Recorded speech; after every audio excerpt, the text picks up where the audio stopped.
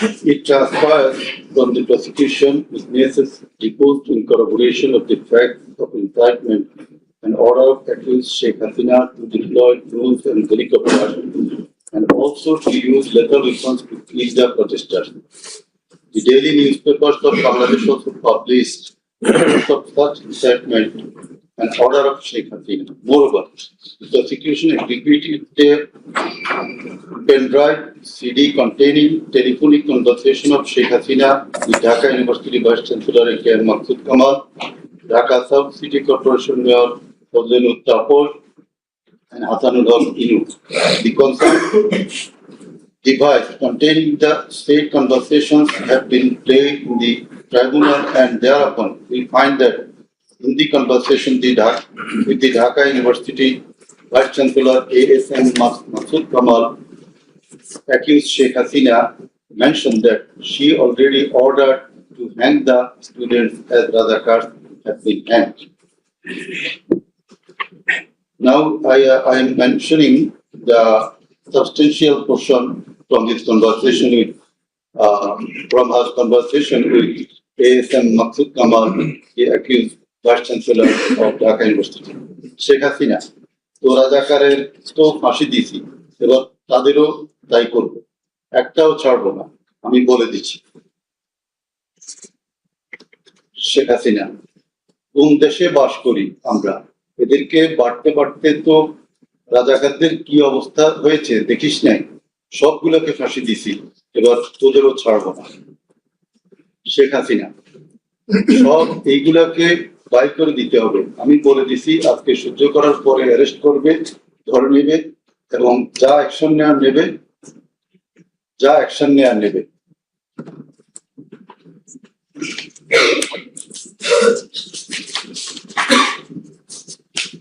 Then it also appears from the conversation with Dhaka South City Corporation Mayor toppled, accused Sheikh Hasina told him that she ordered to kill the protesting students by using helicopters and lethal weapons. The substantial portion of the conversation is Sheikh Hasina, দরকার নাই, ওটা দরকার নাই, আমি সেনা প্রধানের সাথে কথা বলেছি, ওরা রেডি থাকবে, ঠিক আছে। এখন তো আমরা অন্য করতেছি, ড্রোন দিয়ে ছবি নিচ্ছি আর হেলিকপ্টারে হচ্ছে মানে কয়েক জায়গায়, তাহলে ওই কিছু ছবি দেখে পাকড়া করা যায় না তাদের রাতের মধ্যে। শেখ হাসিনা, সবগুলিকে অ্যারেস্ট করতে বলেছি রাত্রে, তারপর পাকড়াও করলে ওদেরকে। শেখ হাসিনা, না, ওটা বলা হয়ে গেছে, ওটা নিয়ে র্যাব, ডিজিএফআই, এনএসআই সবাইকে বলা হয়েছে যে যেখান থেকে যে কয়টা পারবা ধরে ফেলো। তাপস, জি। শেখ হাসিনা, ওটা বলা আছে, আর এখানে গ্যাদারিং দেখবে সেখানে, আর যেখানে গ্যাদারিং দেখবে সেখানে ওই উপর থেকে করাচ্ছি, অলরেডি শুরু হয়েছে কয়েকটা জায়গায়।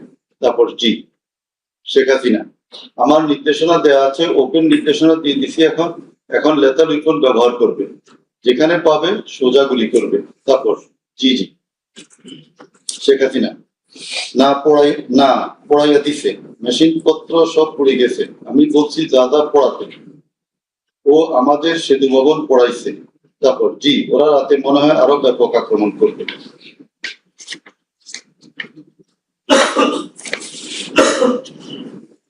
In the conversation with the Hasanullah Yunus, accused Sheikh Hasina mentioned of bombing upon the protesters from the helicopter. The substantial portion, relevant portion from the conversation.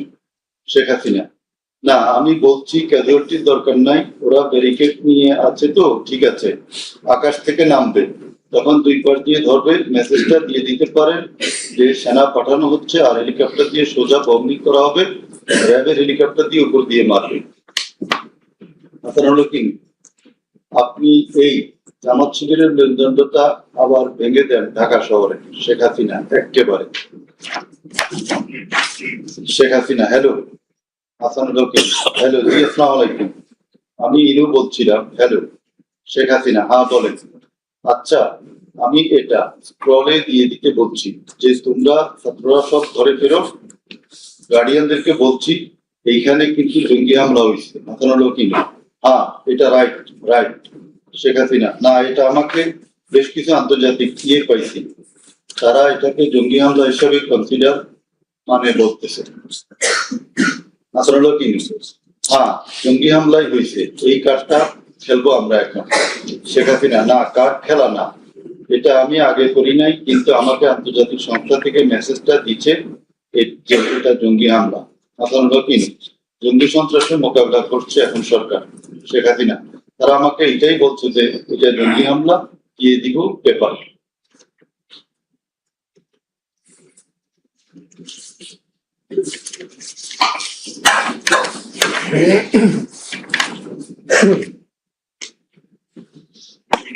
Reports of international and national organizations.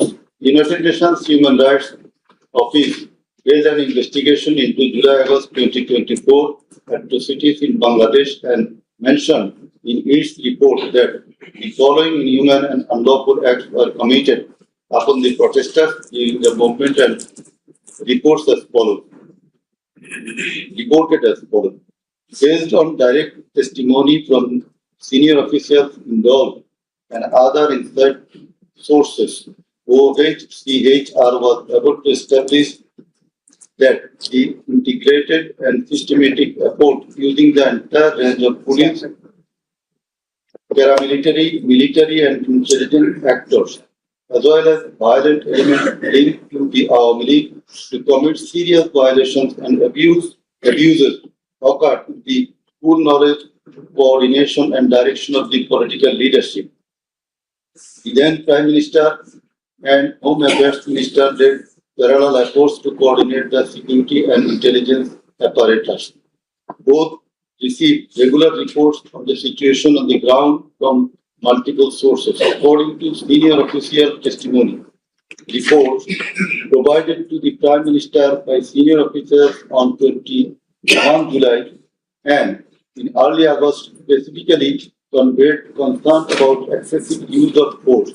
Both political leaders and the leadership of Bangladesh Police and the Army also carried out site visits that would have provided them direct personal knowledge of violations that had taken place or were ongoing. Furthermore, the political leadership issued direct orders and other directives authorizing and guiding operations by BGP, the BGRI, the Bangladesh Police and its detective branch that involved serious violations of human rights against protesters and other civilians, including extrajudicial killings and arbitrary detention. Based on reported deaths complied by governmental and non-governmental sources in combination with other available evidence, OHCHR assesses that as many as 1,400 people have been killed during the protest. The vast majority of troops were killed by military rifles and shotguns loaded with lethal metal pellets commonly used by Bangladesh's security forces. Thousands more suffered severe, often life-altering injuries. More than 11,700 people were arrested and detained, according to information from the police and RAF provided to OHCHR. Government attempted to intimidate and delegitimate the student protest movement, mobilized of Saturi police and paramilitary forces, militarized materialized of policing in Bangladesh, incited violence by armed Awami League and activities on and around university premises, conducted coordinated attacks by armed Awami League supporters and the police, use of force violations by police, RAF and BGP, including extrajudicial killing, like killing Abu Said of Begum Rukia University, Rangpur, 16 July. Made systematic indiscriminate use of shotgun loaded with lethal ammunition, suppressed peaceful assembly at Dhaka University on 17 July police, RAB and BGB extrajudicially killed protesters in Uttara on 18 July. Disproportionate and indiscriminate use of firearms in response to violent unrest, indiscriminately shooting in Rampura and Batta by BGP and police on July 19. Violently cleared the Dhaka Chattogram highway in Jatrabari on between 16 to 21 July. Extrajudicial killings to suppress the march to Dhaka on August 5 involved the army who shot at protesters at Jamuna Future Park on 5th August 2024. Used helicopter to intimidate and deployed possibly unlawful force, obstructed of medical care and denied necessary medical documentation, obstructed medical treatment of victims. Sheikh Asaduzzaman shot by police, caused mass arbitrary arrest, detention without due process, and torture and ill treatment, caused block raids and mass arrests, including injured persons. Students and opposition leaders attacked journalists, children, and women, and caused unjustified shutdown of internet. In the said report, Mr. Volker Turk, the High Commissioner of Human Rights Office of the United Nations, observed that the atrocities committed in July Revolution 2024 in Bangladesh was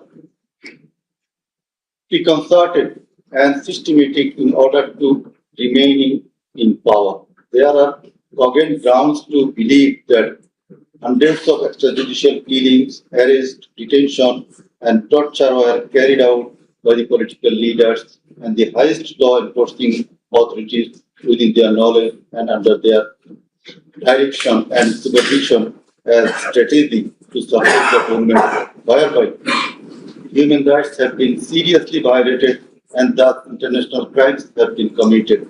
He also observed that the evidences collected would depict a picture of widespread state atrocities and targeted killings. He further remarked that such atrocities ought to be brought under accountability.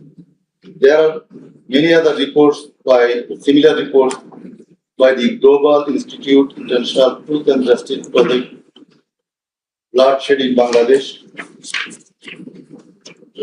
World Report 2025 of Human Rights Watch. Then we are going to videos of the occurrences. It appears from the citizen list contained in Volume 4, captions, citizen list, and documentary evidence that a good number of videos of the alleged occurrences have been seized by the investigating officer, which are described below. Number 1. A video of 1 hour 23 minutes and 5 seconds showing a press conference dated 14 July 2024 of accused Sheikh Hasina after her return from China, in which she, in answer to a question of one journalist, angrily remarked, pointing towards the protesting students, মুক্তিযুদ্ধের বিরুদ্ধে আর মুক্তিযোদ্ধার বিরুদ্ধে এত খুব কেন?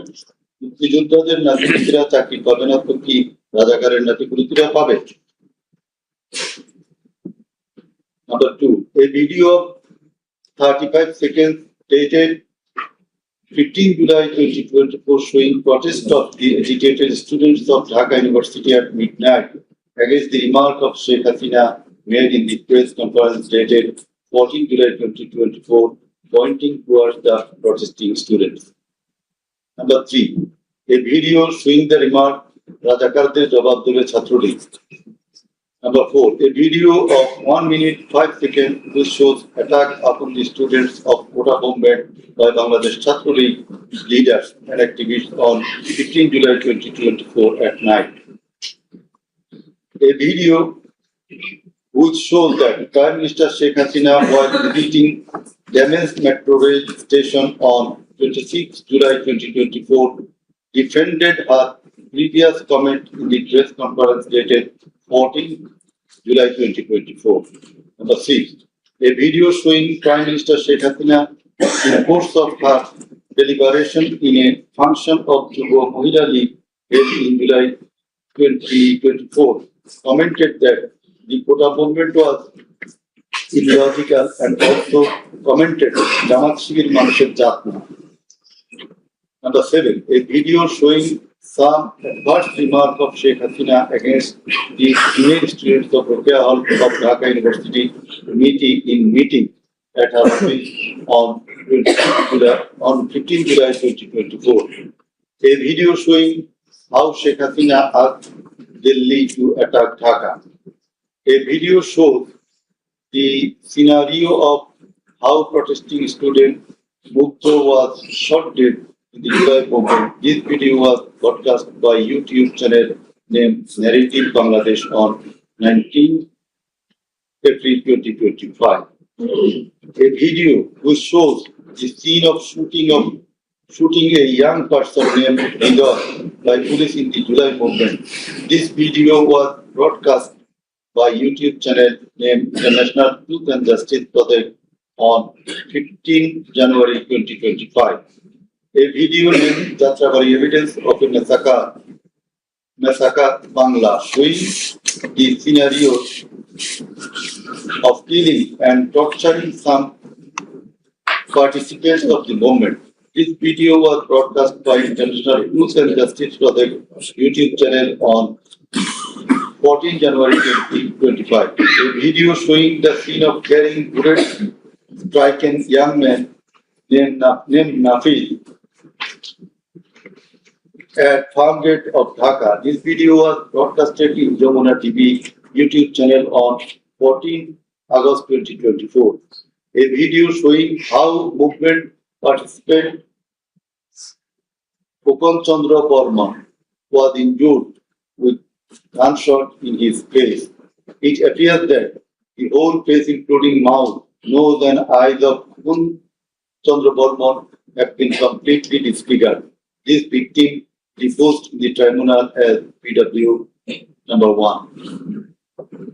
A video titled Nirmam 19 July Shatadik Lash Hajaro Gulibiddh Rokter Jonno Hahakar DMC 19.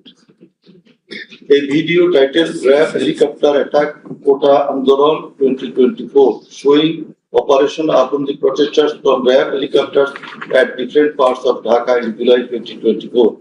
A video showing how protester Imam Hassan Taim Bhuiya was shot dead at Jatrabari, Dhaka. 4 videos in a pen drive showing the passing of by Deputy Commissioner Habibur Rahman to the subordinates, asking them to shoot the protesters below waist. A number of videos showing shooting upon the protesting people from helicopters. A video showing the scene of burning the dead bodies of protesting students and common people by police at Ashulia, Dhaka on 4th August 2025 during the July movement. A video showing the scene of Abu Said, a coordinator of July movement 2024, being shot multiple times by police at a close range with lethal weapon. A video showing the scene of a dead body of protester Asabul Yamin being thrown from APC armed personnel carrier by police. A video which showing the accused Home Minister Asaduzzaman Khan Kamal defending the use of lethal weapon by police. Extent of cruelty.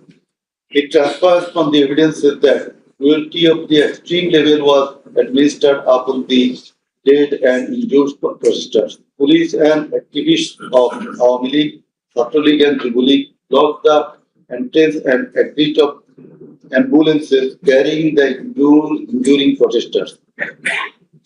Hospitals were asked not to give admission to the injured protesters.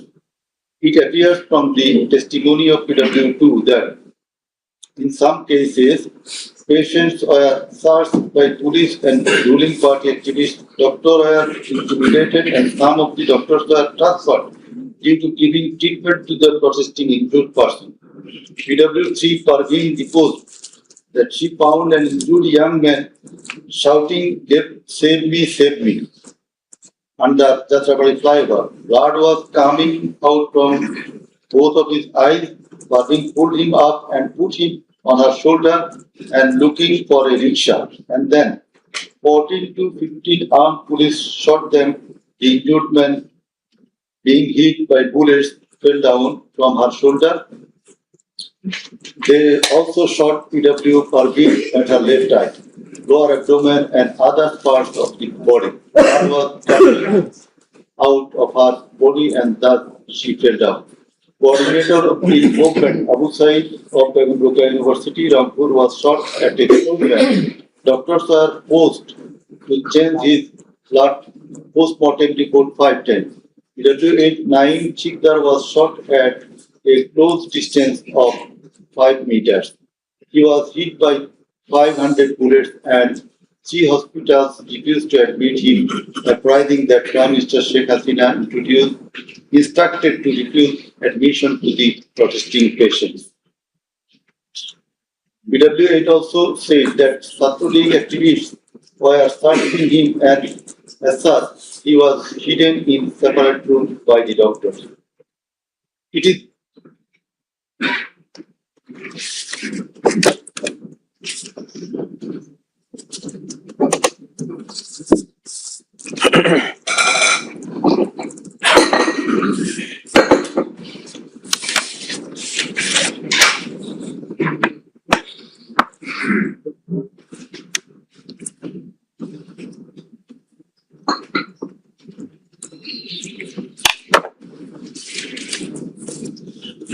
is revealed from the evidence of PW9 Shahina Begum that police burned the dead body of her son along with some other dead bodies in Ashulia of Dhaka.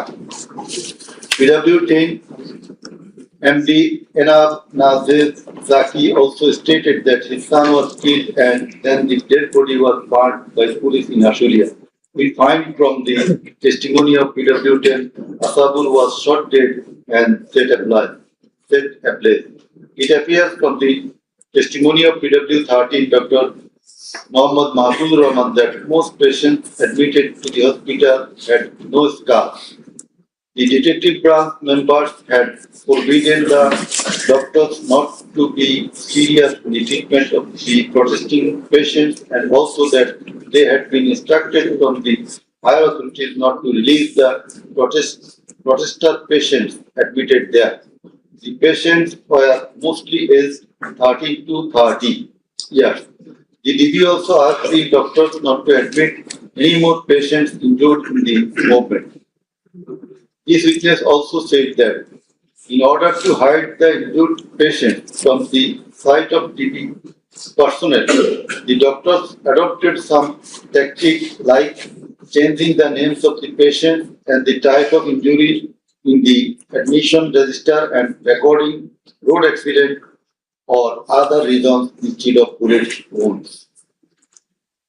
It appears from the evidence of PW15 Dr. Hassanul Banna that police and our League activists prevented treatment of the protester patients, prohibited new admission of such patients, checked admission register, took away list of patients, sat down at the entrance of the hospital and prevented entrance and exit of the ambulances and patients.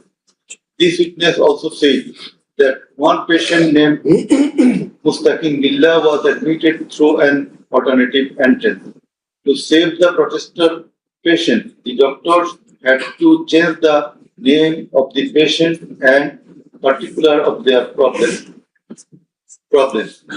Remove them from the general ward to the post-operative ward, ICU special cabin. He added that treatment was given to such patients at risk of life of the doctors. We find from the deposition of PW18, Dr.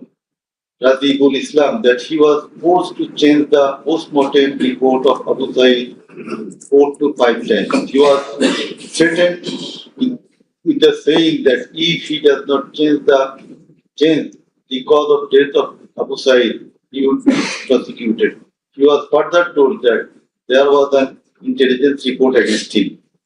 PW19 Shariful Islam was injured in the combat in Kustia. 62 pellets were removed from his body and 504 pellets are still remaining in his body.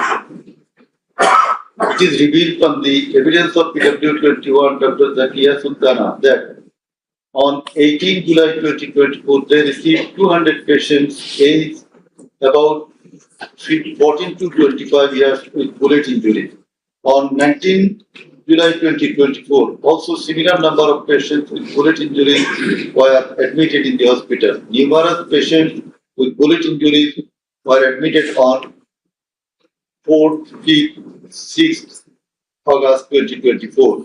It further appears from the evidence of this witness that out of episodic patient, 493 lost one eye forever, 11 lost both eyes forever, 28 lost vision of both eyes, and 47 lost vision of one eye.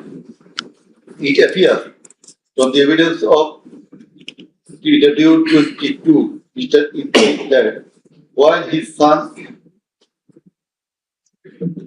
Maruf Hussain, after being shot by police, was being taken to the hospital, a policeman poked the wounded area of his son with the rifle butt. PW23 Amina Akhtar deposed that while Home Minister Asaduzzaman Kamal and IGP Chowdhury Abdullah Al-Mamun were passing across the Trabari, one police officer was showing them a video of their attack on protesters and said, "Guli kori ekta, more ekta, ahuto hoy ekta, ektai jay, bakita jay." It transpires from the testimony of PW27, Dr. Mashouk Ahmed, that Chhatralik activists stopped ambulance carrying protesting wounded near Shahidullah Hall of Dhaka University. They also checked the patient identity, asked the doctors not to treat the wounded protesters and also not to be so serious in their treatment. He further said 5 doctors were transferred elsewhere due to rendering treatment to protesters with bullet injuries. This witness also stated that the direction of the gunshot wounds of the patients treated on 19, 20, 21 July and 4-5 August in Dhaka Medical College Hospital was from the top to the bottom. It meant that the gunshot was done from above, which obviously implies helicopter. It appears from the evidence of PW47 Nahid Islam deposed that bullets were fired from helicopter and that many false cases were filed against the protesters and also that the activists of Aum League, Jubilees and Chhatralik prevented the treatment and burial of protesters. Further, some of the protesters were forcibly disappeared and many dead bodies of the protesters were concealed. He himself and some other student leaders were abducted. PW48 Ali Ahsan Junaid stated that on 15 July 2024, Chhatralik activists brutally attacked and injured the Dhaka University students, hindered going to the hospital and tortured them in the hospital. He further said that the protesters were fired from the helicopter. We find from the evidence of PW54, MD Alamgir, investigating officer, that the protester named Ashabul Yamin was thrown down from the APC by the police.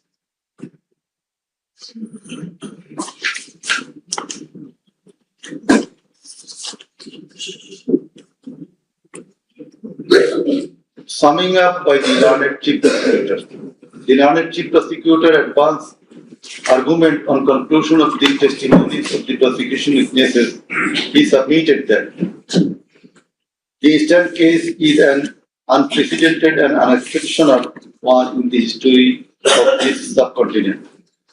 After achieving independence in 1971, the people of the country had a great expectation and belief that all sorts of suffering, poverty, tyranny, and high-handedness of the government and the mighty quarters would come to an end, and people would enjoy liberty, happiness, and all fundamental rights.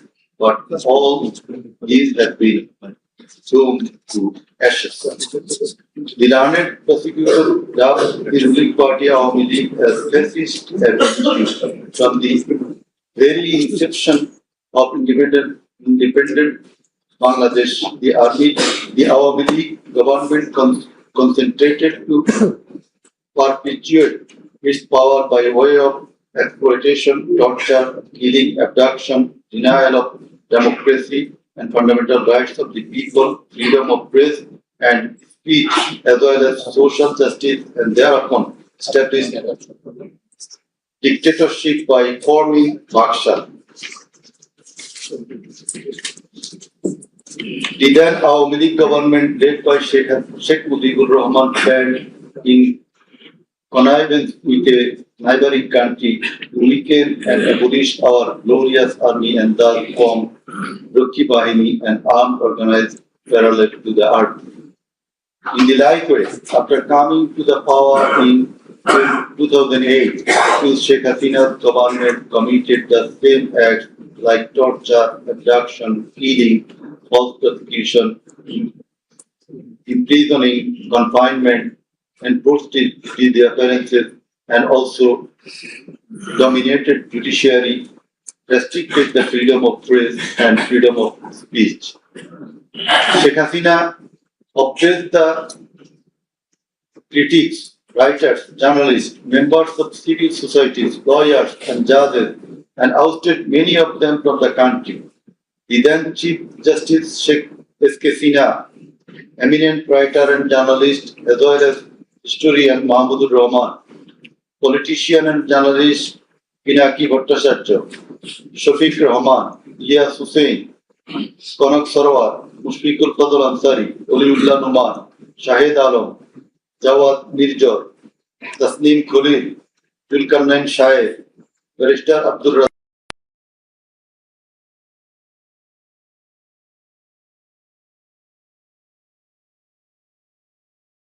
Statute as well as our law, and particularly the elements as enshrined therein. And the elements of superior command responsibility. In such cases, superior command responsibility is bulkily involved, and that's why we have to have regard to this aspect as well. And we have stated this standard, that is, we compare the standard of this tribunal with the standard of the other international tribunals as well as the International Criminal Court. And we have said about the trial procedure, part 2, pre-trial proceedings, part 3, prosecution story and defense case. We have stated about learned chief prosecutor submission on charge, learned State Defense Council's submission on charge, thereupon decision on charge, and then we have given the description of evidences in part 4. In part 4, we have also given an account of the testimonies of the prosecution witnesses. In part 5, we have given the illustration of the evidences, that is the description of the evidences. Used arms and ammunition. We have given an account of the used arms and ammunition. We have given a description. We have discussed about the telephonic conversations of accused Sheikh Hasina with a number of persons from time to time. We have discussed and extracted the reports of daily newspapers concerning the issues of this case, reports of United Nations Human Rights Commission, reports of Odhikar, another Human Rights Commission, reports of Human Rights Watch, and Globe Institute, and so on. We have discussed about the videos of the offences which have been displayed in the tribunal. And we have described the extent of cruelty administered upon the victims who have died and who have been seriously injured and lost their vital organs of the body.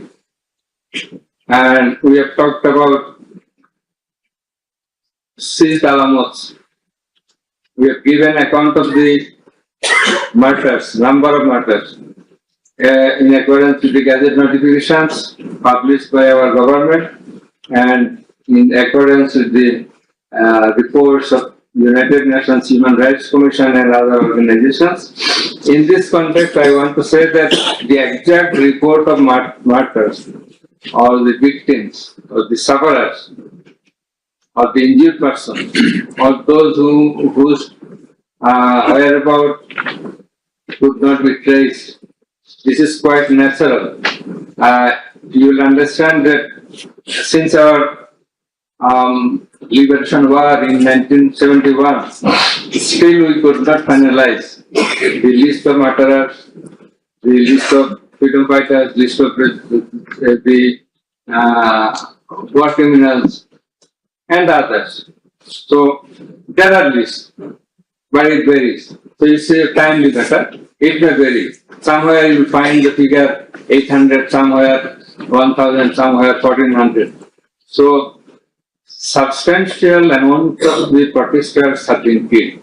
This is the fact.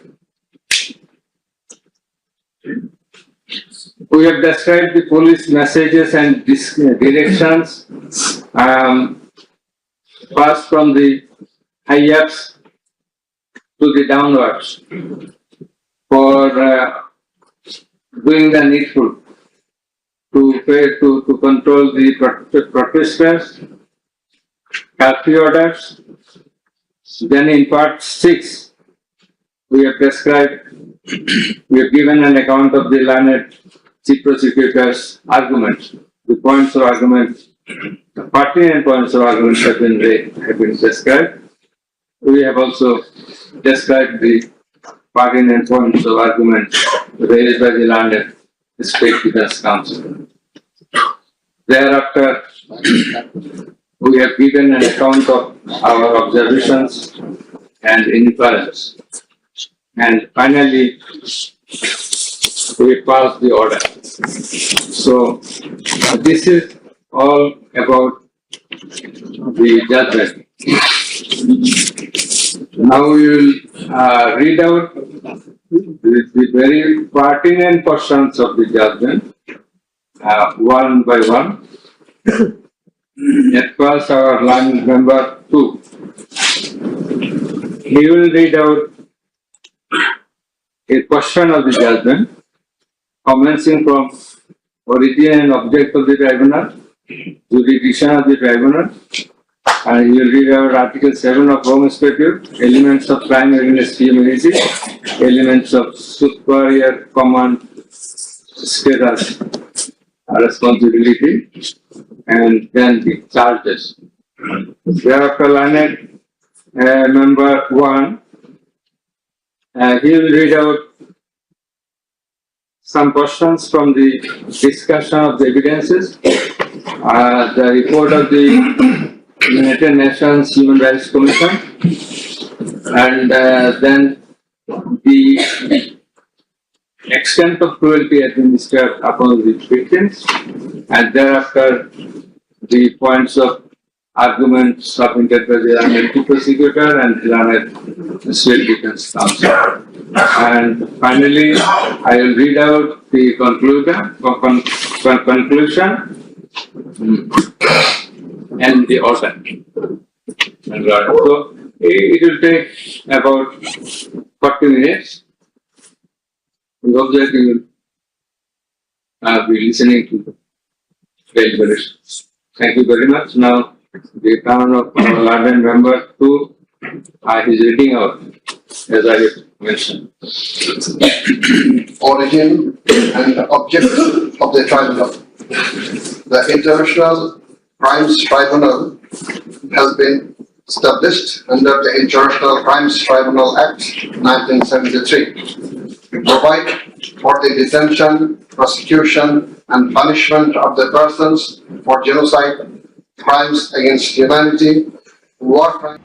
The conversations recorded in DVD, CD, and the videos of the occurrences have been examined by the CID experts, who found that the said conversations and videos are not generated by artificial intelligence.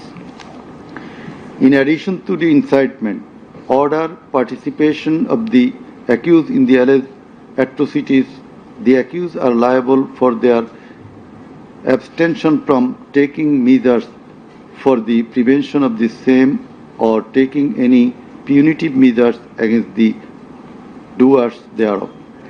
Being the Prime Minister, accused Sheikh Hasina was the Supreme Commander of the law enforcing agencies, inclusive of the Home Minister and the Inspector General of Police, and as such, the crimes against humanity in question could not take place without the involvement, express or tacit of them.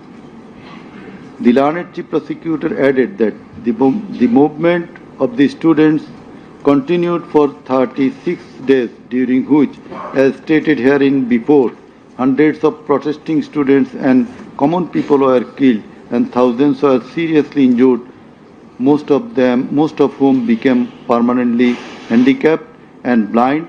But accused Prime Minister Sheikh Hasina and the other accused and none of the government authorities or the leaders of the ruling party Awami League expressed concern or remorse for such atrocities so far.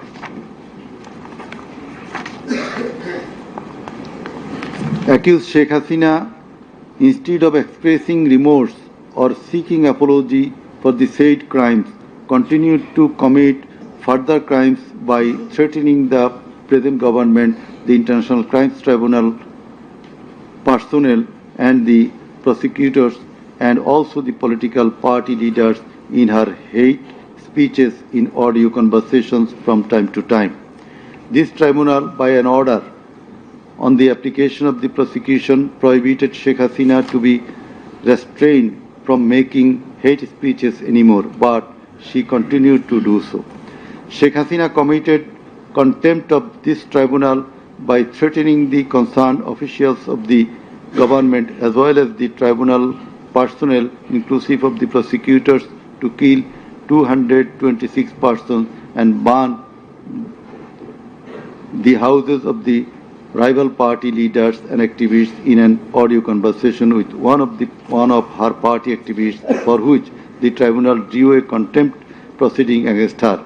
In the said proceeding, the tribunal convicted Sheikh Hasina and sentenced her with 6 months imprisonment.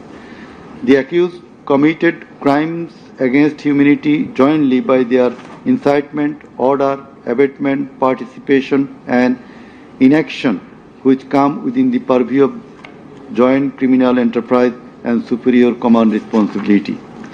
The authorities in question were widespread and systematic and was atrocities. The atrocities in question were widespread and systematic, and it was directed against the civilian population.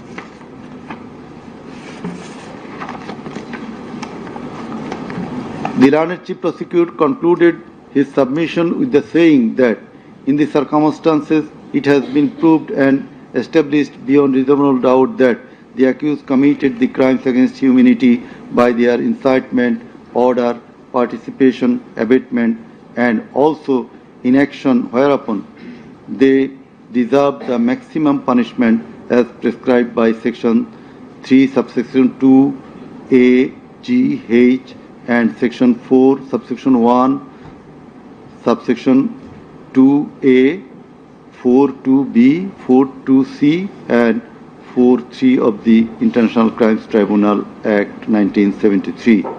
He added that the evidences against the accused are so strong and adequate that if they are tried in any other court or tribunal in the world, they would be awarded the maximum punishment. It may be noted here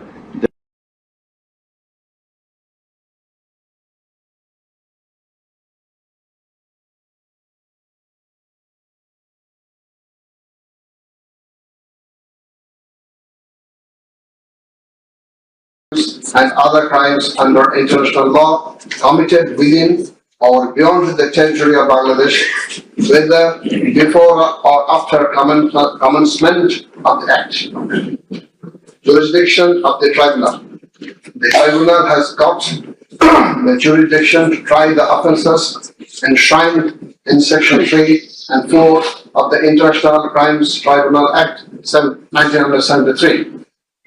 Section 3 provides, the Tribunal shall have the power to try and punish any individual or group or individuals, organization or any member of any disciplined force, auxiliary force or intelligence agency who, irrespective of his nationality, commits or has committed within or beyond the territory of Bangladesh, whether before or after the commencement of this Act, any of the crimes mentioned in its subsection 2.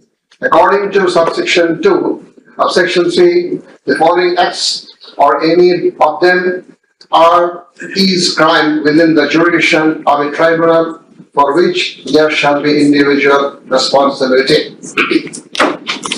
The Constitution of Bangladesh has given upper hand in Article 47, subclause 3 thereof to the application of the provisions of International Crimes Tribunal Act. By CID, the same should have been examined by some more experts. He questioned the prosecution's claim as to the number of the deaths and injured. He stated that although the prosecution claimed that 1,500 protesters died and 25,000 injured, but the gazette notifications of the government shows that the number of dead protesters as about 800. He emphatically asserted that accused Sheikh Hasina did neither incite nor order nor take part in the alleged atrocities or crimes against humanity. Mr. Amir Hussain vehemently opposed the words of the learned chief prosecutor terming Sheikh Hasina and Asaduzzaman Kamal as fascist. He also opposed the assertion of the learned chief prosecutor that Sheikh Hasina fled to Delhi due to the commission of the crimes against humanity by the way of the mass movement.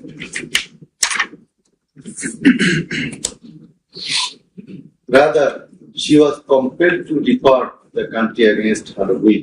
The Iran State Defense Council argued that the attack in question was neither widespread nor systematic nor directed against the civilian population. The Iran State Defense Council further submitted that the accused Sheikh Hasina and Asaduzzaman Khan Kamal cannot be held liable for joint criminal enterprise or superior command responsibilities. He finally submitted that accused Sheikh Hasina and Asaduzzaman Khan Kamal are quite innocent and as such they deserve to be acquitted of the charge. Now, the Honorable Chairman of the Tribunal, Mr. Justice Muhammad Yunus Chowdhury, will read out the final portion of the judgment. Thank you.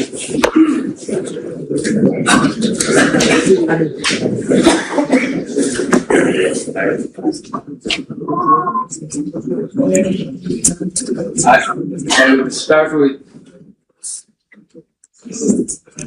some matters of judicial notice.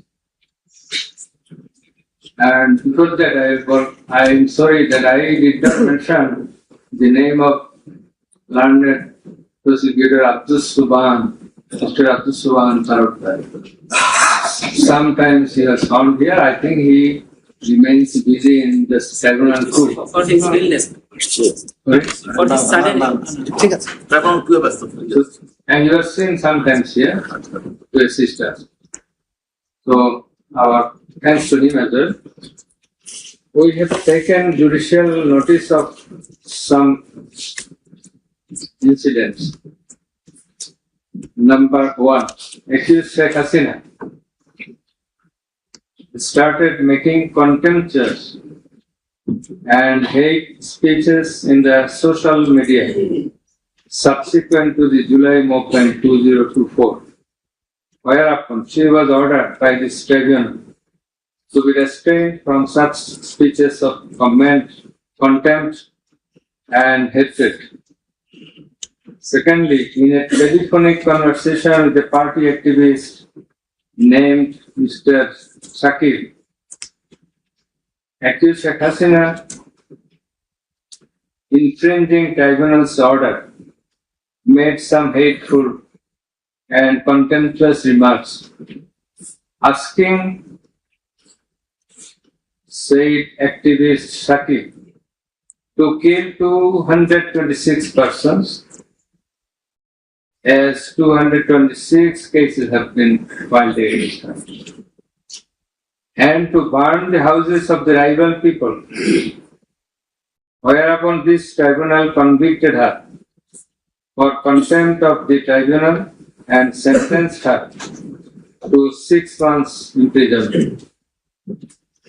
Another one, the tribunal has further noticed one of her interviews published in a Daily Star a few days ago.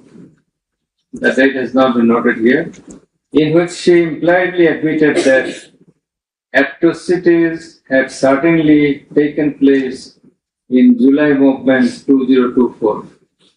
But she denied that she ordered to commit such atrocities. It has further been noticed by the tribunal that in another interview with a YouTube channel named Desh Soma of India, accused Prime Minister Sheikh Hasina admitted her responsibility for the July 24 atrocities in the words,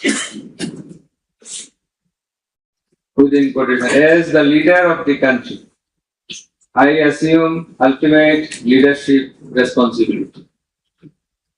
Furthermore, we have noticed that Sheikh Hasina made an interview with Daily Anandabazar of India on 7 November 25, wherein she admitted her superior command responsibility. So you may find the newspaper. Now I will start with our observations and inference. From the foregoing findings, facts and circumstances, it transpires that the students of Dhaka University and other academic institutions had launched a movement on 1 July 2024, demanding reformation in the quota system in the government jobs, and continued the same till 5 August 2024. The government did not pay heed to the demands of the students.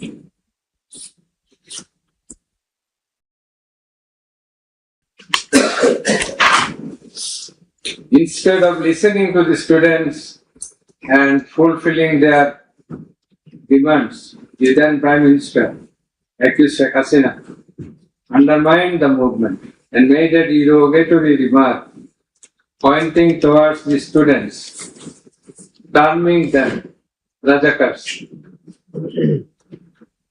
The term is an objurgation. In Bangla, this is a gali. In her words, Mukti Jodha Natiputira Chakri Pabe na to Rajakarer Natiputira Pabe. As the aftermath of aforesaid objurgation and the derogatory remark of accused Sheikh Hasina, the students, including female students who were at the forefront of Dhaka University, burst into a rage and assembled at the Raju Bhaskarya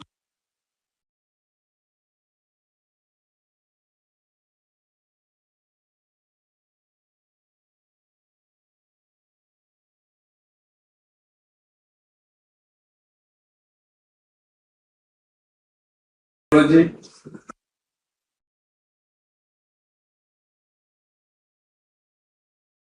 2024. Accused Sheikh Hasina held a telephonic conversation with Dhaka University Vice Chancellor ASM Maqsood Kamal, and in course of the conversation, Sheikh Hasina said,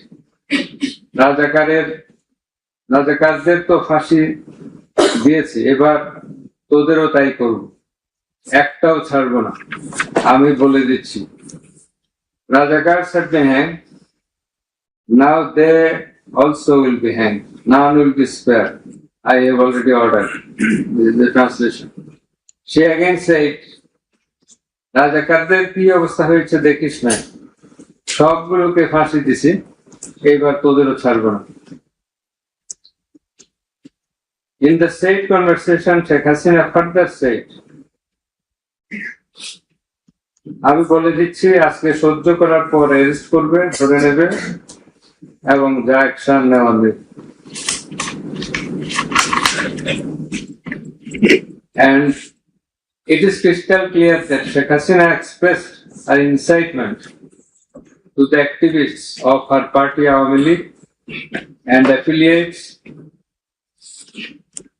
Chhatr League and Yuva League, and also gave provocation to the protesters, and furthermore she expressed that she ordered to kill and eliminate the protesting students.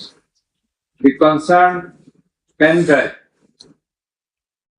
CD containing the above conversation as well as the transcript thereof have been submitted in the tribunal.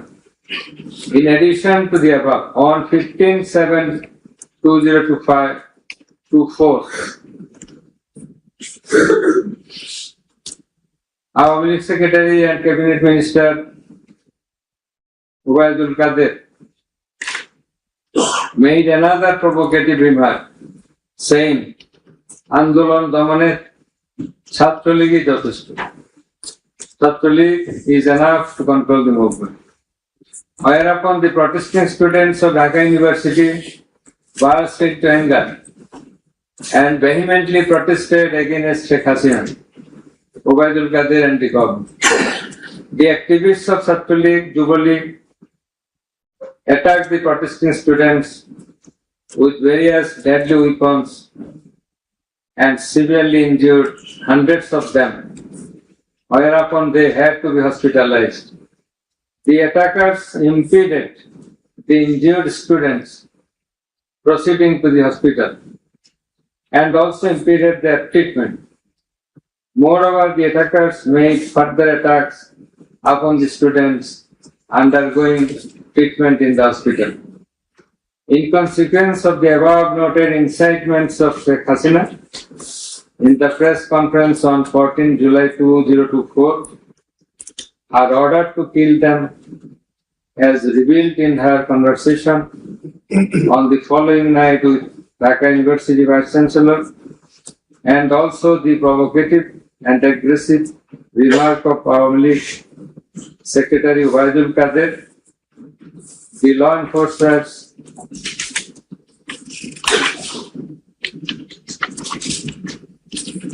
and activists of Chhatr League and Yuva League attacked the protesting students at Dhaka University throughout the country, inclusive of Rangpur Begum Rokeya University.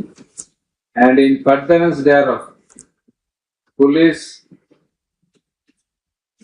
shot Begum Rokeya University student Abu Said repeatedly at a close range, whereupon he succumbed to the gunshots. The above mentioned conversation of Sheikh Hasina with the Dhaka University Vice Chancellor SM Maqsood Kamal has been examined by the experts in the CID Forensic Laboratory, and it appears from the report of the examination that the conversation was genuine and that the same have not been generated by artificial intelligence, AI. The concerned experts deposed in corroboration of the genuineness of the impugned conversation.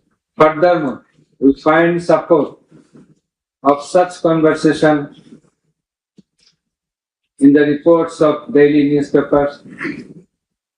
In addition to the above, the concerned CD pen drive containing the conversations has been played in the courtroom in course of the proceeding, and thereupon the conversation seemed to be genuine.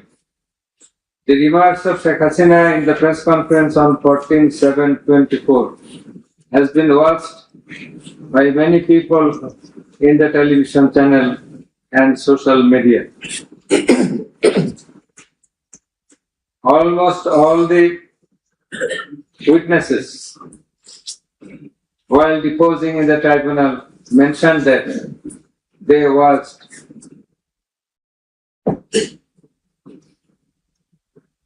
the videos in the media. Moreover, the national daily newspapers published the said remarks on 15/7/24. The remark of Ubaidul Qadir was published in the news certification, over and above said inciting remark and killing and order of killing by Sheikh Hasina and the provocative remark of Ubaidul Qadir have not been denied by them. Although State Defence Council, the Lord State Defence Council for the absconding accused Sheikh Hasina and Asaduzzaman Khan Kamal submitted that the conversation between Sheikh Hasina and ASM Kamal, Maqsood Kamal, has not been properly tested, but he failed to show any cogent reasons in this regard. The prosecution witnesses proved the attack upon the Dhaka University students by the activists of Abu League, ছাত্র League and Yuva League following the incitement and Sheikh Hasina's order of killing, as well as the provocative remark of Ubaidul Qadir. Sheikh Hasina ordered the law enforcing agencies to use drone for locating the congregating protesters and thus to use helicopter and lethal weapons to kill them. Such order has been disclosed by Sheikh Hasina in her telephonic conversation on 18/7/2024 with Dhaka South City Corporation Mayor Fazlenur Tapor, as it has been read before, and also with Hassanul Haq Ino. The concerned pendrive CD containing the aforesaid conversations have been submitted in the tribunal. The said conversations have been examined in the forensic laboratory of CID, and the concerned experts found that the conversations are genuine and not generated by artificial intelligence, AI. Moreover, the pendrive CD containing the conversations in question have been played in the courtroom, and we have heard the conversations, and thereupon it appeared to us that the conversations are real, not fake and fabricated. Accused Prime Minister Sheikh Hasina, accused Home Minister Asaduzzaman Khan Kamal, accused Inspector General of Police Chowdhury Abdullah Al-Mamun acted jointly in connivance and collaboration with each other to commit the atrocities in order to kill the protesters throughout the country. It has been disclosed by Chowdhury Abdullah Al-Mamun in his testimony that a core committee consisting of Home Secretary Jahangir, Additional Home Secretary Political Mr. Tipu Sultan, Additional Secretary Reza Mustafa, SB Chief Monirul Islam, DB Chief Harun Rashid, RAB DG Barrister Harun Rashid, DMP Commissioner Habibur Rahman, DG of DGB Major General AKM Major General Ashrafuzzaman Siddiqui, DG of Ansar Major General AKM Aminul Haq, NTMC Chief Major General Ziaullah Hassan, DGFI Chief and NSI Chief used to hold meeting every night after 19 July 2024 at the residence of Home Minister Asaduzzaman Khan Kamal. Accused Chowdhury Abdullah Al-Mamun said that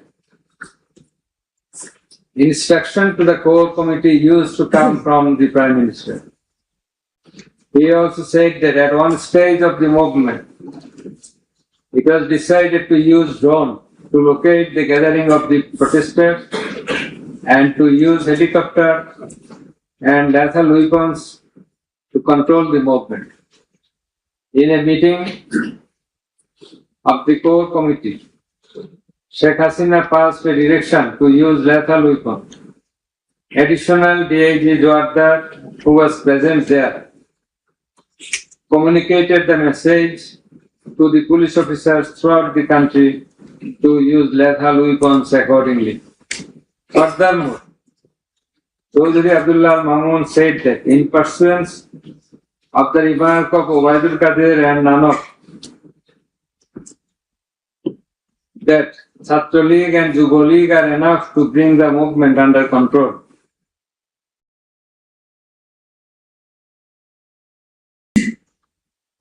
He further said that following such remarks,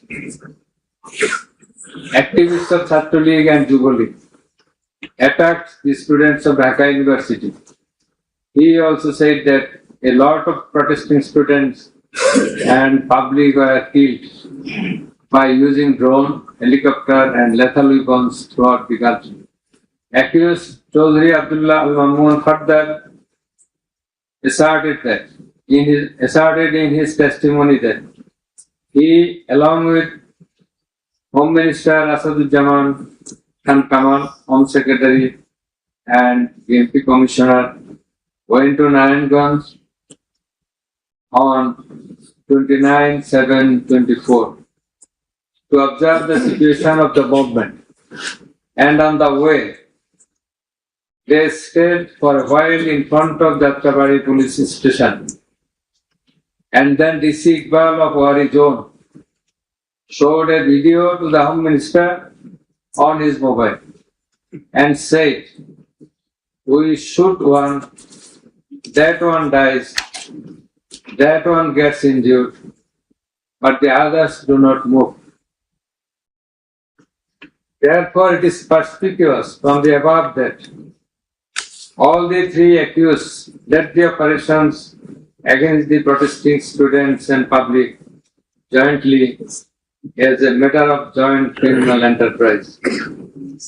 As the aftermath of Sheikh Hasina's order, as well as the supervision and guidance of accused Home Minister Asaduzzaman Khan Kamal and IGP Chowdhury Abdullah Al-Mamun, the law enforcers and activists of Awami League, Chhatra League and Yuva League invaded the protesting students and public throughout the country by using drone, helicopter and lethal weapons, causing death to about 1,500, inclusive of 6 protesters at Sankarpur of Dhaka, namely Shahriar Khan Anas, Mahdi Hassan Junaid, MD Yaqub, MD Rakib Hawladar, Muhammad Ismail Haq, Manik Mia alias Shahari, and another 6 protesters at Ashuria of Sabah, namely Sajjad Hussain, Sodor, As-Sabur, Tanzil Mahmud, Sujar, Bayezid Bustami, Abu Hussain, and another unidentified protester near Dhaka, and caused grievous injuries to about 25,000 of them. In Australia, the aforesaid 5 dead bodies and another body of an unidentified injured protester were burned with petrol by police. The law enforcers and the activists of Awami League and those of its affiliated organizations named Chhatra League and Yuva League killed and injured the protesting students and members of the public with lethal weapons like SMG, LMG, China rifle, shotgun, 9mm pistol, 7.62 pistol, both on the ground as well as from the helicopters from above the ground. The atrocities were committed by incitement, order, abatement, and failure to take preventive and punitive measures of the accused Prime Minister Sheikh Hasina, accused Home Minister Asaduzzaman Khan Kamal, accused Inspector General of Police Chowdhury Abdullah Al-Mamun, and by the abatement, aid, and perpetration of the underlings, that is the subordinates. Some of the injured victims, members of the families of dead and injured protesters, other eyewitnesses from different parts of the country, deposed in support of the atrocities of killing and injuring hundreds and thousands of protesters all over the country. Under the foregoing facts and circumstances, it has ostensibly been substantiated that the atrocities of killing and gravely injuring the protesting students and public took place almost all over the country. In view of the testimony of the investigating officer, the atrocities during the movement, July movement 2024,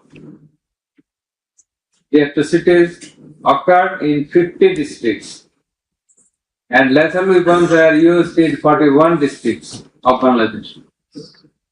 We also find that victim witnesses from many districts testified in the tribunal stating that killing and injuring the students and common people took place in their respective districts during July movement 2024.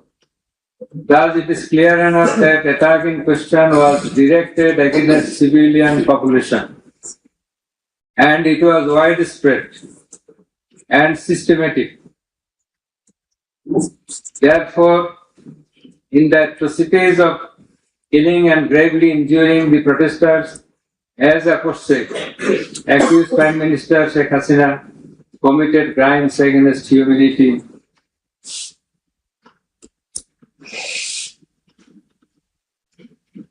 by her incitement, order, and also failure to take preventive and punitive measures. Under charge 1, accused Sheikh Hasina committed 1 count of crimes against humanity by her order to use drones, helicopter, and lethal weapons. Under charge number 2, count 1, accused Prime Minister Sheikh Hasina committed crimes against humanity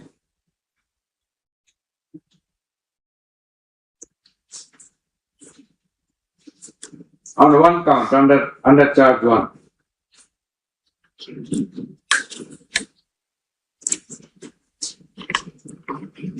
Accused Asaduzzaman Khan Kamal and Chowdhury Abdullah Al-Mamun committed crimes against humanity by their abatement in the use of drones, helicopter, and lethal weapons. Under charge number 2, count 2, Accused Asaduzzaman Khan and Chowdhury Abdullah Al-Mamun committed 2 counts of crime against humanity under the same charge by their abatements and failure to prevent the atrocities at Sankapur, Dhaka, and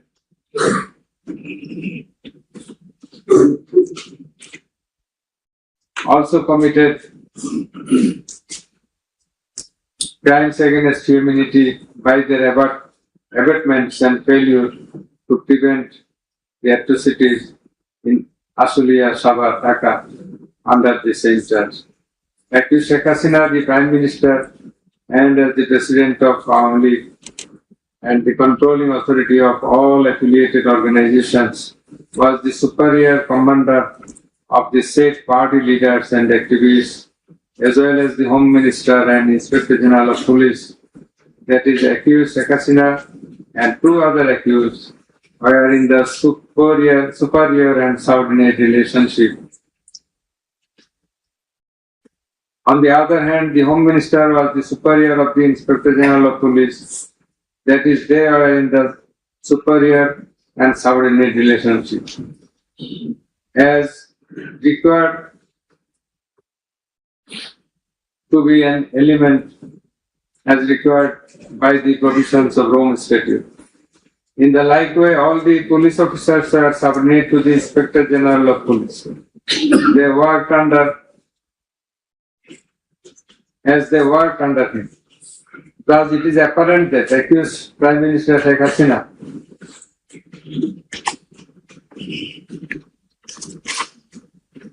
had superior control status over accused Asaduzzaman Khan Kamal and accused Chowdhury Abdullah Al-Mamun, whereupon it was her responsibility to take measures to prevent the atrocities in question, which continued for about a month. She did not also take any punitive measures against the perpetrators. In the like way, Home Minister Asaduzzaman Khan Kamal held superior command responsibility over the Inspector General of Police and other successive other officers, and as such he had the responsibility, superior command responsibility to prevent all of them from committing the atrocities and for taking punitive measures against the perpetrators.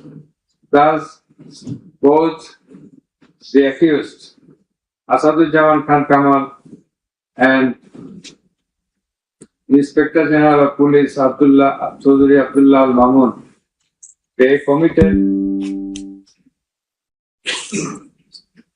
crimes against humanity by their abatement, that is facilitation, and their failure to prevent the atrocities committed by their underlings, and hence they are liable to be punished under section 32A, 32G, 32H, 41B and 43 of the International Crimes Tribunal Act. Accused Sheikh Hasina is liable to be punished under section 32A, 32H, 41B and 43 of the International Crimes Tribunal Act 1973.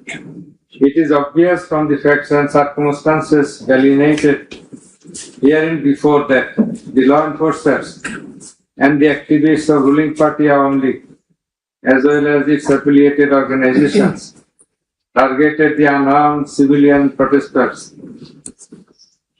countrywide and accordingly attacked them. Therefore, in all the above discussed atrocities, the elements constituting crime against humanity have been fulfilled. The victim witnesses, the other witnesses, and the investigating officer held the accused Prime Minister Sheikh Hasina, accused Home Minister Asaduzzaman Khan Kamal, and accused Inspector General of Police Chowdhury Abdullah Al-Mamun liable for the atrocities. It may be mentioned here that Mr. Chowdhury Abdullah Al-Mamun, Inspector General of Police, has been tendered pardon on his application pursuant to Section 15 of the Act, with a view to obtaining his evidence.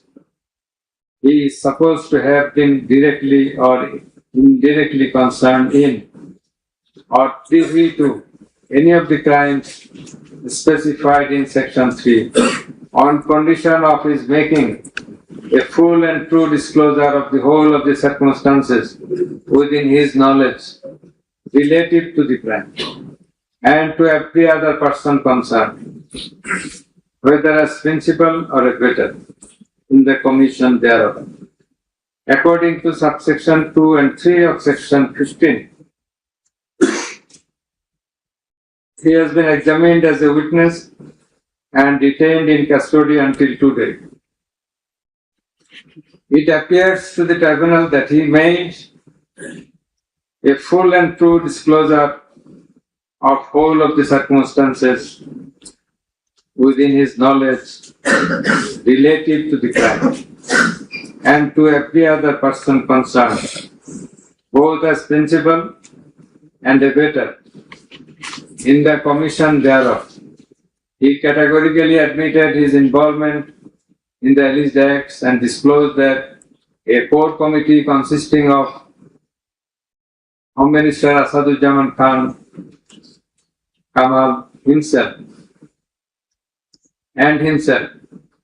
used to hold meeting every day at the residence of accused Home Minister Asaduzzaman Khan Kamal to take decisions as to the necessary measures to face the movement of the students and to pass the instructions and to pass necessary instructions.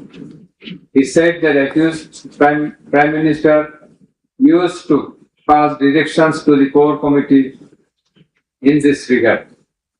This accused also said that Sheikh Hasina directed them to use drone to trace the location of the protesters and to use helicopter and lethal weapons to kill the protesters.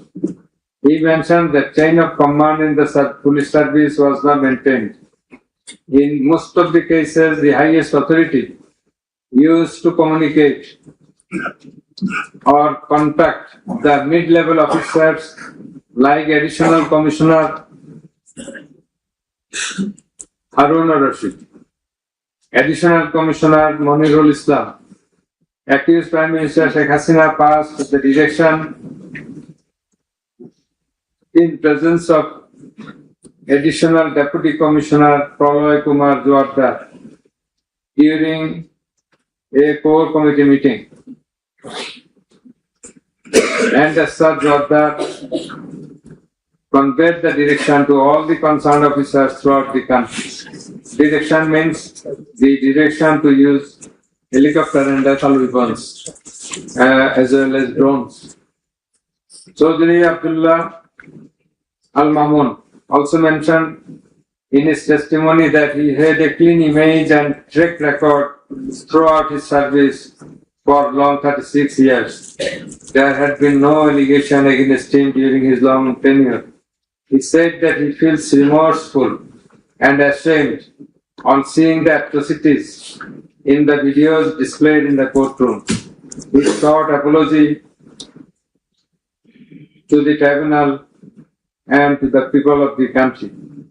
Although accused Chowdhury Abdullah Al-Mamun claimed to have made full disclosure of the circumstances,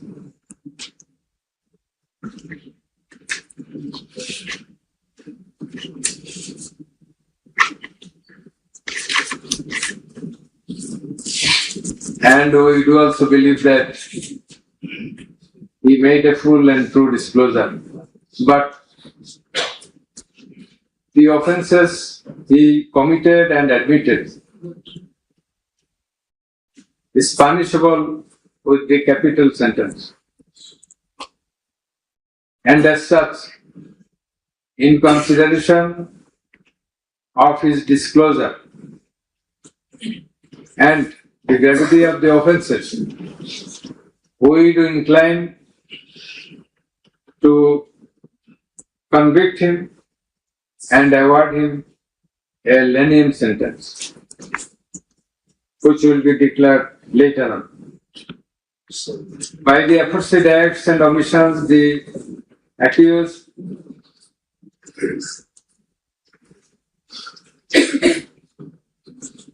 committed crimes against humanity under section 3(2)(a), subsection D, clause 8, 4(1), 4(2), 4(3) of the International Crimes Tribunal Act 1973, as stated before.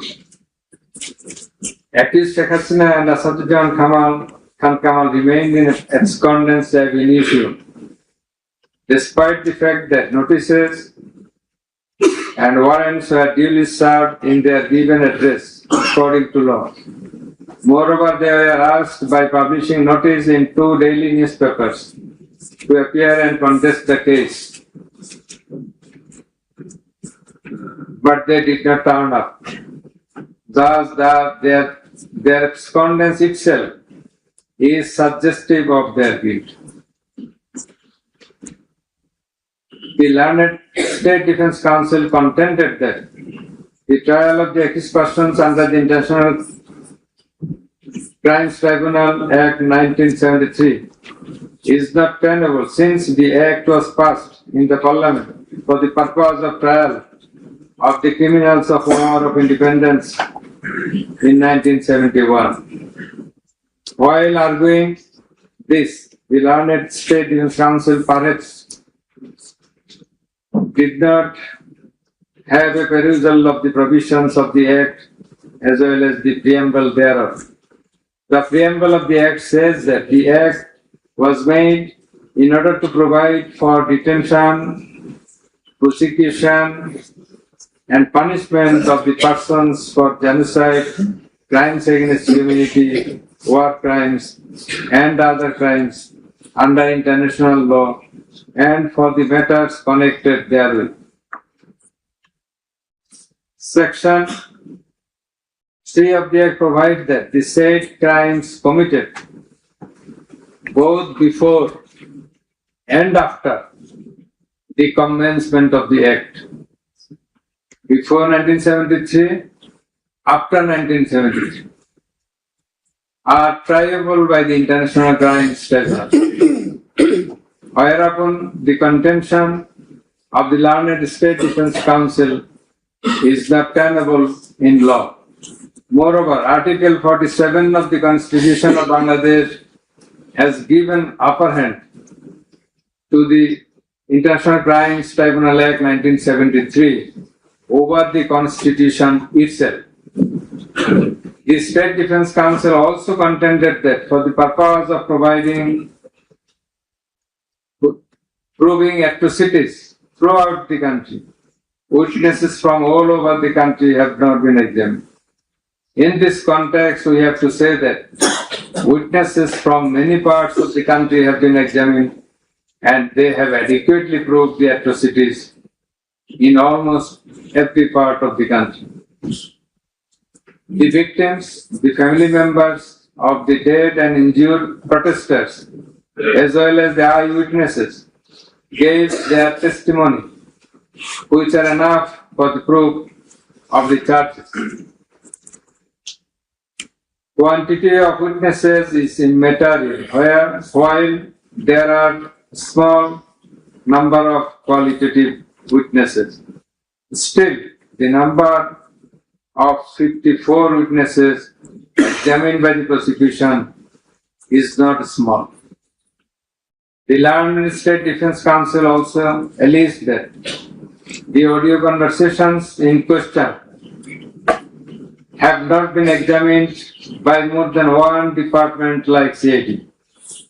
In this regard, we would hold that the genuineness of the report of CID has not been challenged nor has the report been proved ingenuine, whereupon no other department was in need of holding further examination thereof. It is the further allegation of the Learned State Defense Council that accused Sheikh Hasina and Asaduzzaman Khan Kamal did not incite or order the commission of the crimes against humanity as alleged, nor did participate in the commission thereof, and thus they deserve to be acquitted. The learned chief prosecutor, in course of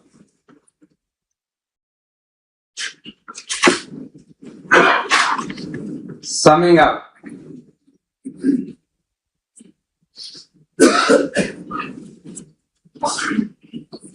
asked for passing necessary order restraining Awami League from running activities as a political party. Although the prosecution depicted series of words deeds of Awami League regime in the language of the prosecution, since achievement of independence of Bangladesh in 1971, the tribunal does not incline to discuss on this point, since this is not the issue of the instant case. It has come to the notice of the tribunal that accused Sheikh Hasina, in defiance of the orders of the tribunal to appear and contest the case, has given interviews in the media wherein she denied the allegations leveled against her in this case and also made some derogatory remarks. I have noted this aspect beforehand, but in some of her interviews, she impliedly admitted her superior command responsibility. The United Nations Human Rights Commission categorically stated in its report that the political leaders issued direct orders and other directives authorizing and guiding operations by BGB, RAF, DGFI, Bangladesh Police, and Detective Branch that involved serious violations of human rights against protesters and other civilian, including extrajudicial killings and arbitrary detention.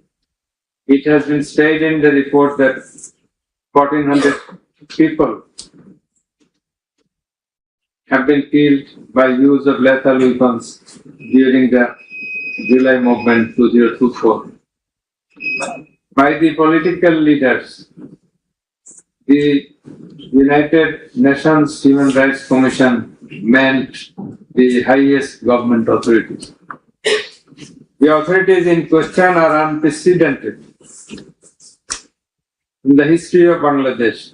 The nature and extent of cruelty administered upon the protesters, inclusive of infants, women, and old, stirred the hearts of the people throughout the world.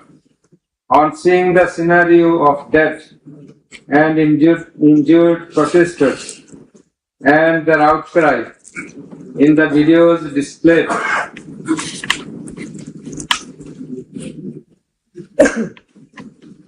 in the courtroom, and also seeing the victim witnesses in the courtroom,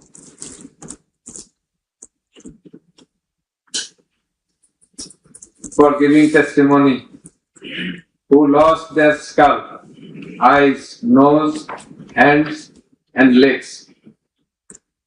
Any human being will fail to be in the normal state of mind seeing such scenario. Such atrocities must be brought to an end at any cost. Justice must not fail. In view of all the above facts and circumstances and findings, it is hereby ordered that accused Sheikh Hasina be found guilty on 3 counts under charge 1. Count number 1, incitement. Count number 2, order to kill. Count number 3, inaction to prevent the atrocities and failing to take punitive actions against the perpetrators, and thus she is punishable. She is liable to punish under Section 3, Subsection 1A, Section 3, Subsection 2, Clause G, Section 3, Subsection 2, Clause H, Section 4, Subsection 1, Clause B, and Section 4, Subsection 3 of the International Crimes Tribunal Act 1973 under the charge number 1. But we do hold that for all these 3 counts of crime against humanity, we do incline to award a single sentence, that is, the sentence of imprisonment till natural death for under charge 1. Under charge 2,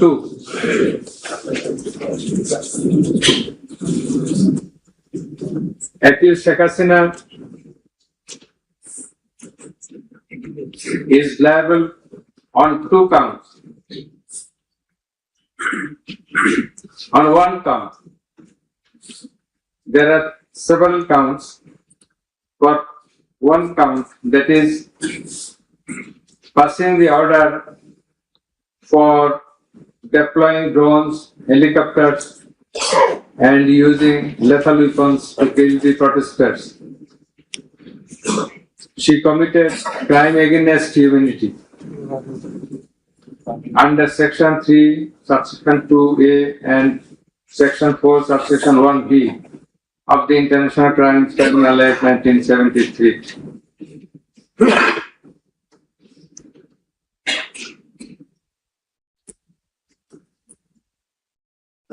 She also committed the same crime against the same crime of crime against humanity on the second count,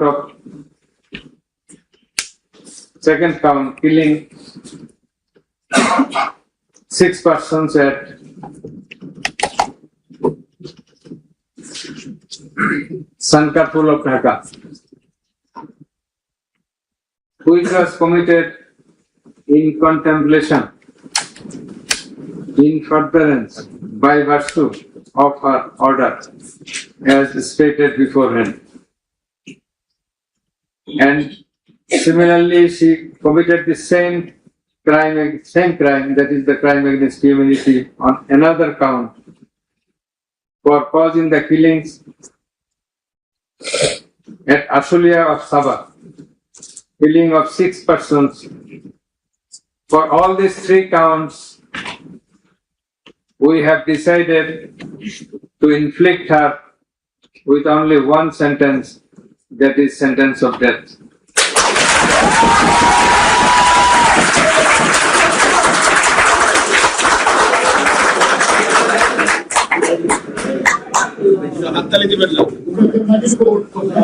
Please. For আপনাদের বিনীতভাবে অনুরোধ করছি আদালতের decorum, ট্রাইব্যুনালের decorum maintain করার জন্য। আপনাদের যা উচ্ছ্বাস, যা এক্সপেকটেশন, যা প্রকাশভঙ্গি, সেটা আদালতের ট্রাইব্যুনাল রুমের বাইরে গিয়ে করলে সেটা আরো শোভনীয় দেখা যাবে। Thank you. Please tell it.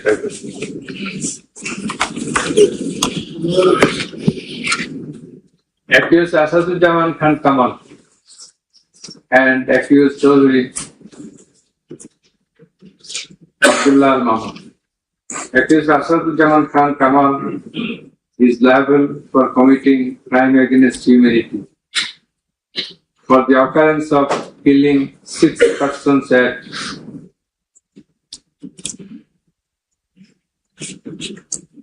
Sankarpur of Dhaka.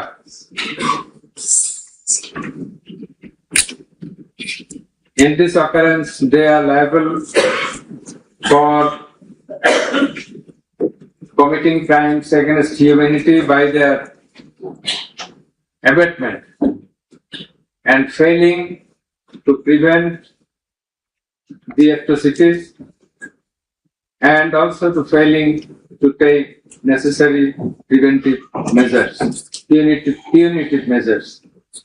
And thus, Asaduzzaman Khan Kamal is held liable for the commission of crime against humanity under section 32A, 32G, 32H, 41E, 43 of the International Crimes Tribunal Act 1973 for the commission of killing of 6 persons both at Sankarpur and 6 persons at Ashulia of Sabah. And for both the occurrences, he committed 4 counts of offences, that is crime against humanity, 4 times, by his abatement and failure to take necessary actions in Sankarpur, by his abatement and failure to take necessary action at Ashulia. So for all these 4 counts, we have decided to award a single sentence of death to Asaduzzaman Khan Kamal.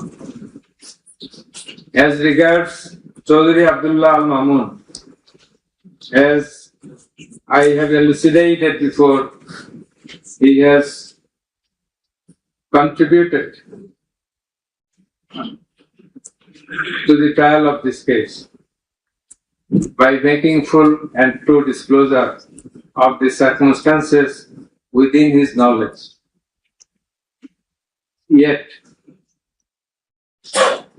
he also admitted, and he was involved in all the occurrences throughout the 36 days of movement. Considering both his contributions, his admissions, with the material evidences to the tribunal to arrive at the correct decision, and also in consideration of the gravity of the offense, we are both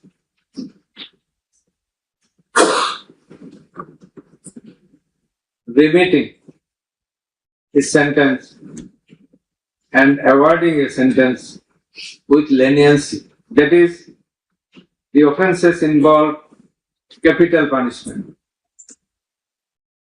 But for his contribution, we have decided to inflict him with the sentence of imprisonment for 5 years.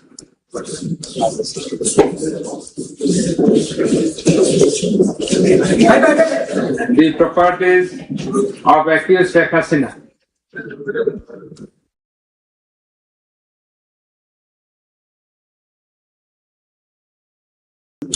and accused Asaduzzaman Khan Kamal in Bangladesh be confiscated in favor of the state.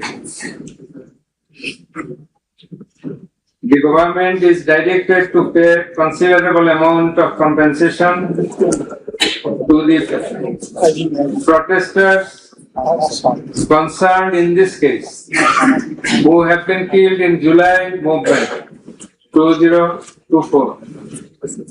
And also to take measures to pay adequate compensation to the ousted protesters in consideration of the gravity of their injury and loss. This sentence shall be carried out in accordance with the provisions laid down in Section 20, subsection 3 of the International Crimes Tribunal Act 1973, preferably pursuant to the long-standing practice. Let a copy of this judgment be transmitted to the District Magistrate Dhaka for necessary action. Let copy of the judgment be supplied to accused Chowdhury Abdullah Al-Mamun according to law. The absconding accused will not get any copy at the moment. So thank you all very much. Statute as well as our law, and particularly the elements as enshrined therein, and the elements of superior command responsibility. In such cases, superior command responsibility is bulkily involved, and that's why we have to have regard to this aspect as well. And we have stated the standard of the tribunal. That is, we compare the standard of this tribunal with the standard of the other international tribunals as well as the International Criminal Court. And we have said about the trial procedure, Part 2, pre-trial proceedings, Part 3, prosecution story and defense case. We have stated about learned chief prosecutor submission on charge, learned state defense counsel's submission on charge, thereupon decision on charge, and then we have given the description of evidences in Part 4. In Part 4, we have also given an account of the testimonies of the prosecution witnesses. In Part 5, we have given the illustration of the evidences, and that is the description of the evidences. Used arms and ammunition. We have given an account of the used arms and ammunition. We have given a description. We have discussed about the telephonic conversations of accused Sheikh Hasina with a number of persons from time to time. We have discussed and extracted the reports of daily newspapers concerning the issues of this case, reports of United Nations Human Rights Commission, reports of Dhaka, another Human Rights Commission, reports of Human Rights Watch, and Globe Institute, and so on. We have discussed about the videos of the occurrences which have been displayed in the tribunal.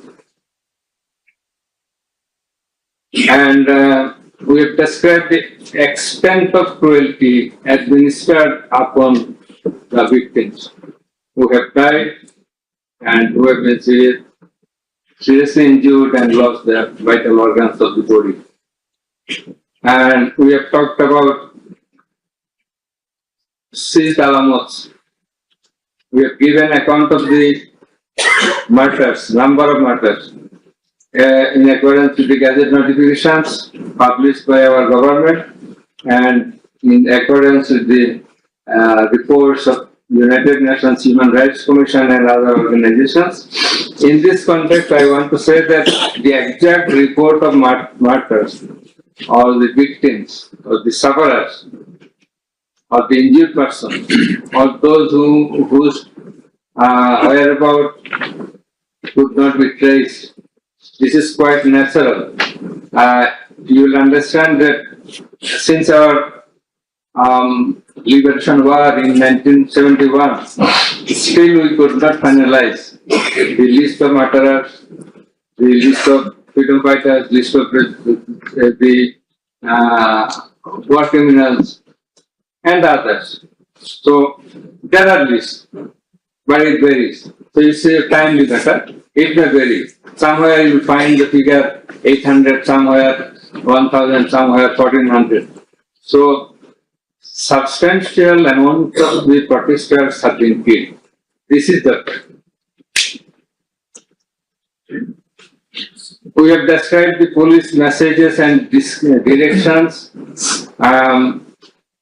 first from the high-ups to the downwards, for doing the needful to control the protesters, curfew orders. Then in part 6, we have given an account of the learned Chief Prosecutor's arguments. The points of argument, the pertinent points of argument have been described. We have also described the pertinent points of argument raised by the learned State Defence Council. Thereafter, we have given an account of our observations and inference. And finally, we pass the order. So, this is all about the judgment. Now we will read out the very pertinent portions of the judgment, one by one.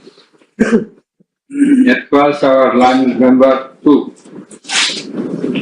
He will read out a portion of the judgment, commencing from origin and object of the tribunal, jurisdiction of the tribunal, and he will read out Article 7 of Home Statute, elements of crime against humanity, elements of superior command status, responsibility, and then the charges.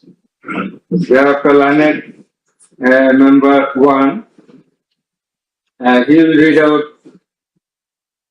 some questions from the discussion of the evidences, the report of the United Nations Human Rights Commission, and then the extent of cruelty administered upon the victims, and thereafter the points of arguments submitted by the Chief Prosecutor and the State Defence Council. And finally, I will read out the conclusion and the order. So it will take about 40 minutes. We hope that you will be listening to the deliberations. Thank you very much. Now, the account of London member 2 is reading out, as I mentioned. Origin and object of the tribunal. The International Crimes Tribunal has been established under the International Crimes Tribunal Act 1973 to provide for the detention, prosecution, and punishment of the persons for genocide, crimes against humanity, war crimes, and other crimes under international law committed within or beyond the territory of Bangladesh, whether before or after commencement of the Act. Jurisdiction of the Tribunal. The Tribunal has got the jurisdiction to try the offences enshrined in Section 3 and 4 of the International Crimes Tribunal Act 1973. Section 3 provides, the Tribunal shall have the power to try and punish any individual or group or individuals, organization, or any member of any disciplined force, auxiliary force, or intelligence agency who, irrespective of his nationality, commits or has committed within or beyond the territory of Bangladesh, whether before or after the commencement of this Act, any of the crimes mentioned in its subsection 2. According to subsection 2 of section 3, the following acts or any of them is crime within the jurisdiction of a tribunal for which there shall be individual responsibility. The Constitution of Bangladesh has given upper hand in Article 47, subclause 3 thereof to the application of the provisions of International Crimes Tribunal Act 1973 in the following manner. Notwithstanding anything contained in this Constitution, no law nor any provision thereof providing for detention, prosecution, or punishment of any persons who is a member of any armed or defense or auxiliary forces or any individual group of individuals or organization or who is a prisoner of war for genocide, crimes against humanity, or war crimes and other crimes and crimes under international law shall be deemed void or unlawful, or ever to have become void or unlawful on the ground that such law or provisions of any such law is inconsistent with or repugnant to any of the provisions of the constitutions. Crime against humanity, death, murder, extermination, enslavement, deportation, imprisonment, abduction, confinement, torture, rape, sexual exploitation, enforced disappearance, human trafficking, sexual slavery, enforced prostitution, forced pregnancy, enforced sterilization or other inhuman acts when committed as part of a widespread or systematic attack direct against any civilian population with knowledge of the attack or persecutions on political, racial, ethnic or religious grounds, whether or not in violation of the domestic law of the country were perpetrated. Section 4 provides as follows.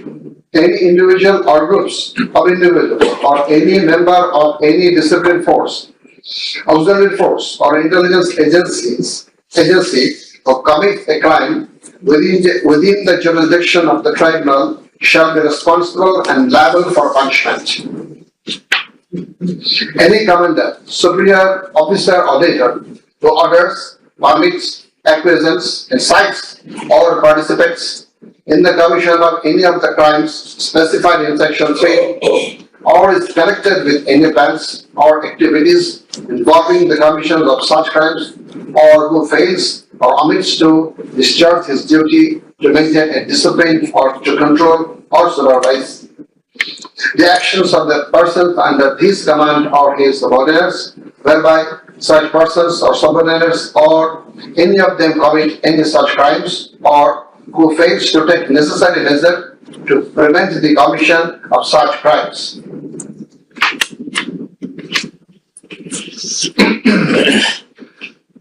Now, crimes against humanity according to Rome Statute.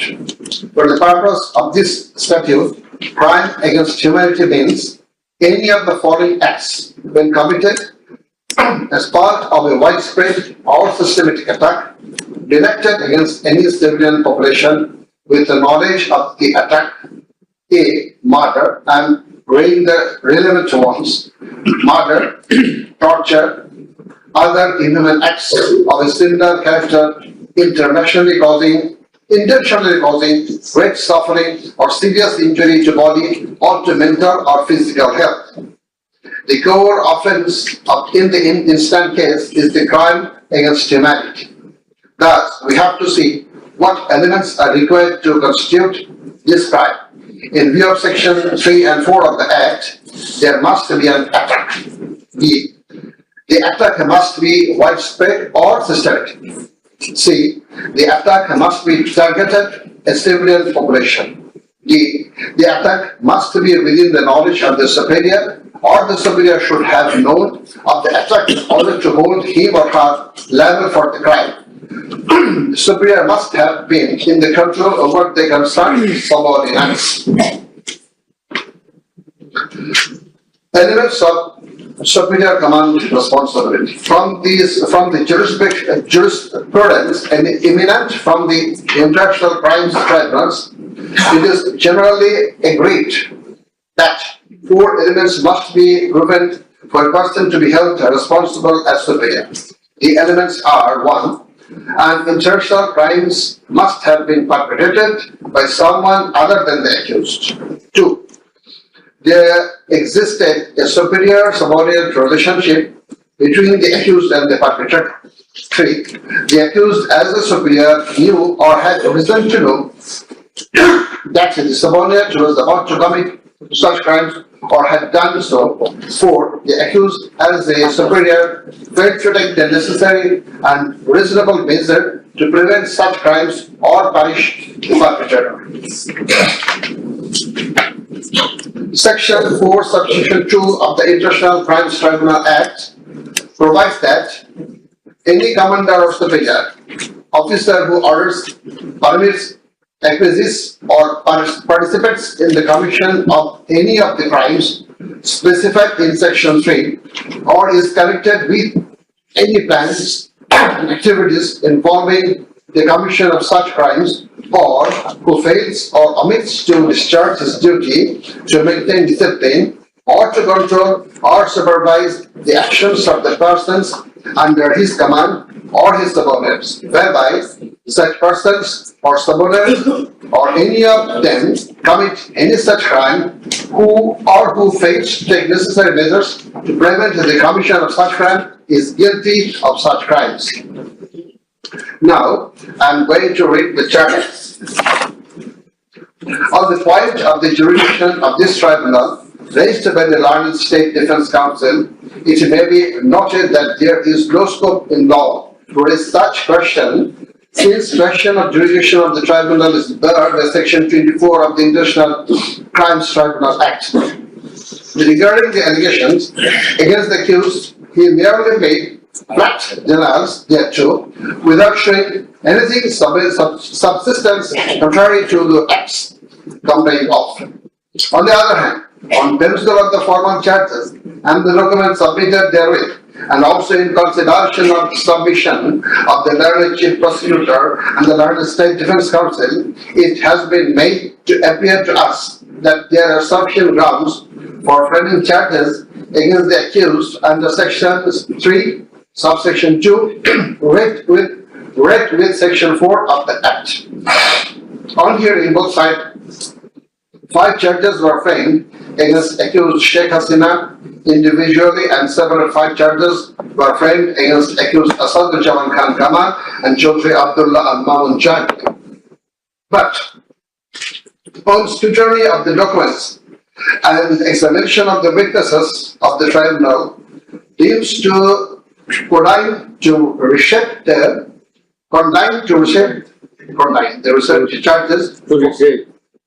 the charges for ends of justice, and accordingly the same charges framed earlier have been modified in the following manner. Charge number 1. Incitement and order to attack and kill protesting students of Dhaka University and other academic institutions of the country, and also failure to take preventive and punitive measures, and thus killing hundreds and severely injuring thousands of protesters during July uprising 2024, commencing on 1st July 2024 and ending on 5th August 2024, accused Sheikh Hasina as the Prime Minister of Bangladesh and the President of the ruling party of Bangladesh, Awami League, as well as 14th Party Alliance, in a press conference on 14/7/24 at Gaur Bhavan, made the following derogatory remark. মুক্তিযোদ্ধার নাতিপুতিরা চাকরি পাবে না তো কি রাজাকারের নাতিপুতিরা চাকরি পাবে? If the grandchildren of freedom fighters